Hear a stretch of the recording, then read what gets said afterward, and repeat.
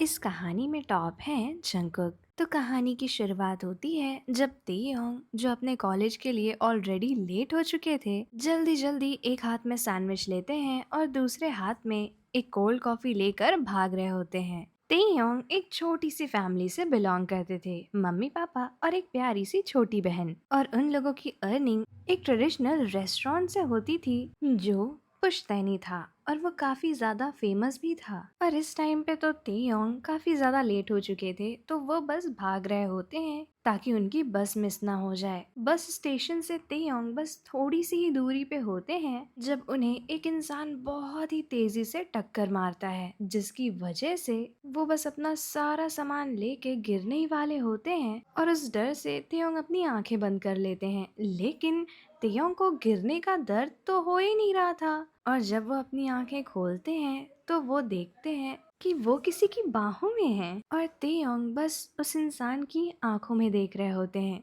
क्योंकि उन्होंने मास्क पहना हुआ था। तेयोंग उस पल में तो भूल ही गए थे कि उन्हें कॉलेज जाना है, वो लेट हो रहे हैं। वो बस उन्हें एकटक देखे जा रहे थे। उनकी आंखें इतनी खूबसूरत थीं कि तेयोंग उसमें डूब ही चुके थे। फिर वो इंसान तेयोंग को सहारा देकर खड़ा करते हैं और फिर उनसे पूछते हैं, आप ठीक है ना? और फिर तेयोंग उस इंसान को ऊपर से नीचे तक देखते हैं। उन्होंने पूरी तरीके से ब्लैक आउटफिट पहना था, और वो ब्लैक मास्क वो उनके पूरे आउटफिट पे चार चांद लगा रहा था। और वो इंसान सारी चीजें उठाकर तेयोंग को देते हैं और कहते हैं, माफ करिएगा अगर मैंने आपका कोई नुकसान कर दिया हो तो। लेकिन तेयोंग तो जैसे वहां पे फ्रीज खड़े हो चुके थे, और ऐसे ही वो इंसान वहां से चले जाते हैं। और कुछ 2-3 मिनट के बाद जाके तेयोंग को याद आता है कि उनका तो कॉलेज है, और उसके बाद वो फिर से भागना शुरू कर देते हैं। किसी तरह वो बस पकड़ के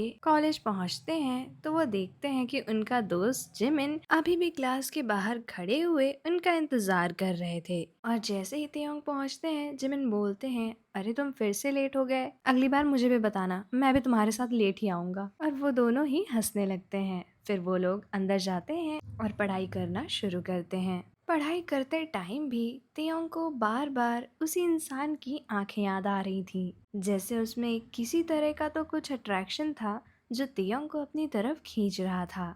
और ये बात उन्होंने जिमिन से शेयर करी, तो जिस पे जिमिन उन्हें टीज करते हुए कहते हैं, तो तुम्हें अपना सोलमेट मिल गया है सिर्फ आंखें देख के। जिस पे तेयोंग उन्हें चुप कराते हुए कहते हैं कि इसमें सोलमेट वाली बात कैसे आ गई, मैं तो बस तुम्हें ये बता रहा था कि मुझे उसकी आंखें अच्छी लगी। जिस पे जिमिन कहते हैं, हाँ हाँ मुझे समझ आ रहा है कि तुम्हें क्या पसंद आया है। और फिर वो लोग लेक्चर पे ध्यान देने लगते हैं। बीच बीच में कई बार तेयोंग को वही सीन बार बार याद आ रहा था। कहीं ना कहीं तेयोंग जानना चाह रहे थे कि आखिर उन मास्क के पीछे है कौन। लेकिन फिर वो अपना पूरा कंसंट्रेशन पढ़ाई पे ले आते हैं और पढ़ाई करने लगते हैं। जब उन लोग की क्लासेस खत्म हो जाती हैं तो वो लोग एक साथ कैंटीन जाते हैं। कैंटीन में वो लोग अपने कुछ और दोस्तों से मिलते हैं जो दूसरे कोर्सेज में थे, और वो लोग ऐसे ही बात करना शुरू कर देते हैं कि कौन कहाँ पे इंटर्नशिप करेगा। और धीरे धीरे बात शुरू हो जाती है एक ऐसी कंपनी की जिसके अंदर इंटर्नशिप करना हर किसी का सपना था, गोल्डन ग्रैंड होटल्स। क्योंकि उसमें एक बार जो इंसान इंटर्नशिप कर ले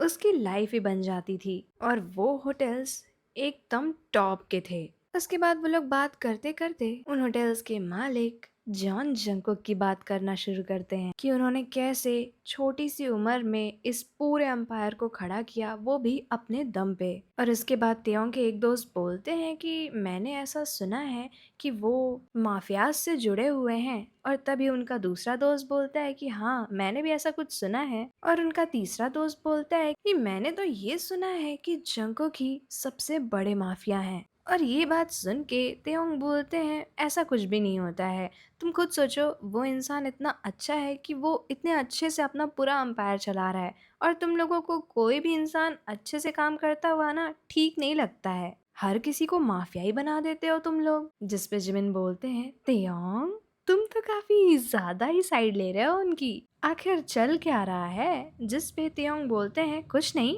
बस ऐसे ही इंसानियत के नाते।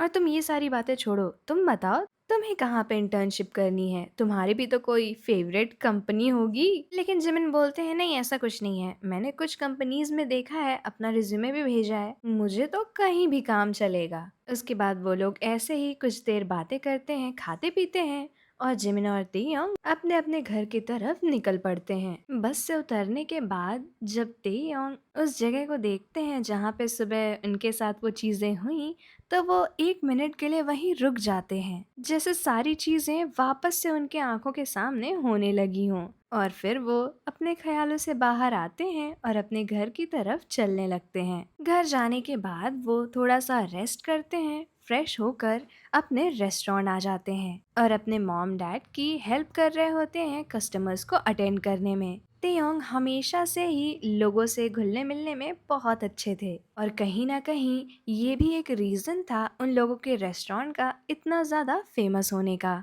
फिर पूरा काम करके अपनी फैमिली के साथ एक प्यारा सा डिनर करने के बाद जब तेयोंग अपने बेड में लेटते हैं, तो वो जो आज अपने दोस्तों से बात कर रहे थे वही चीजें सोच रहे होते हैं। और तभी उनके मन में एक ख्याल आता है कि क्या मैं एक बार ट्राई करके देखूं गोल्डन ग्रैंड होटल्स में, क्या पता कि मेरा वहाँ पे सिलेक्शन हो जाए और हमारी जिंदगी ही बदल जाए। और ऐसे ही सोचते हुए वो वहीं पर सो जाते हैं।